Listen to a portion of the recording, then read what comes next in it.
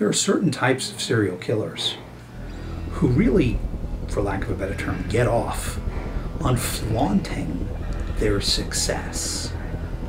So leaving a body with a signature calling card, like the Zodiac Killer, sort of saying to law enforcement, look, I'm getting away with it, and you're all so stupid you can't even figure out who I am.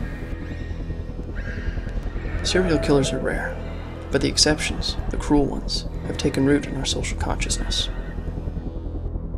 Ed Gein, a grave robber and murderer. He upholstered his home with human flesh and wore a woman's suit he fashioned from the skin of his victims. He inspired Leatherface, Buffalo Bill, and Norman Bates.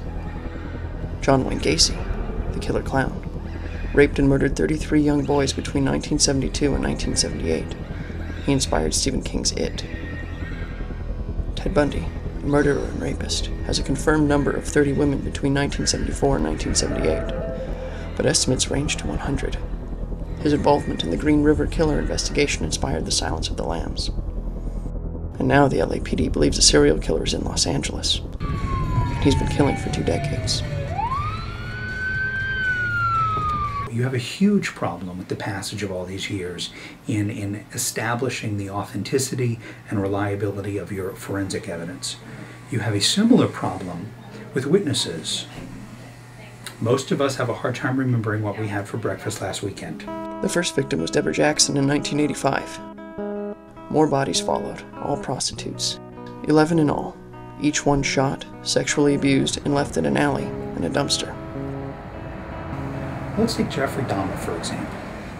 Jeffrey Dahmer abducts, sexually abuses, kills, and then eats 17 victims, and knew enough to hide the bodies, knew enough to come up with stories when law enforcement was investigating, which means maybe he couldn't control himself.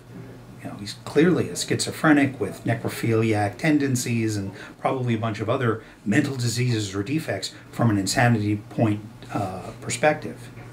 But did he not know that it was wrong to do it? The jury said he knew he shouldn't have done it. His actions in trying to cover up his crimes suggest he absolutely knew that he shouldn't have done it, and therefore is not legally insane. Crazy? Absolutely. How could you not be? But not legally insane. He might not know right from wrong. Absolute possibility.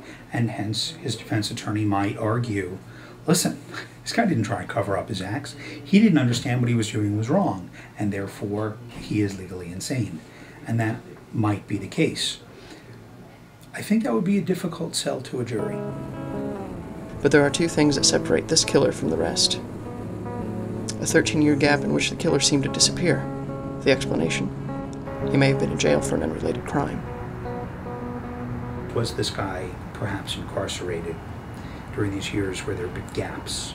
And that's clearly a possibility, but it's also a pretty arrogant assumption, I think, on law enforcement's behalf to make. That, oh, well, there were no killings, at least that they're aware of, that happened in this 3-year period or this 5-year period. Well, could he have been put away for 3 to 5 years? Yes, and that's why none occurred. Is it possible they just haven't found evidence of those crimes? Absolutely. Is it possible that he left the jurisdiction and committed homicides matching his MO in Montana or North Carolina or in Europe, and then has returned home to California to resume his local killing spree? Maybe he voluntarily stopped killing. Maybe he's so seriously mentally disordered that during that time he was under the care of a psychiatrist and he was properly medicated, and the voices in his head weren't telling him to kill. And then he went off his meds and the voices came back, and there's any number of reasons why we might see this gaps in killing. We simply don't know. The most unique aspect of this case is that one of his victims was a man. Serial killers choose one prey and never waver. Maybe that guy was a witness and he needed to be taken out.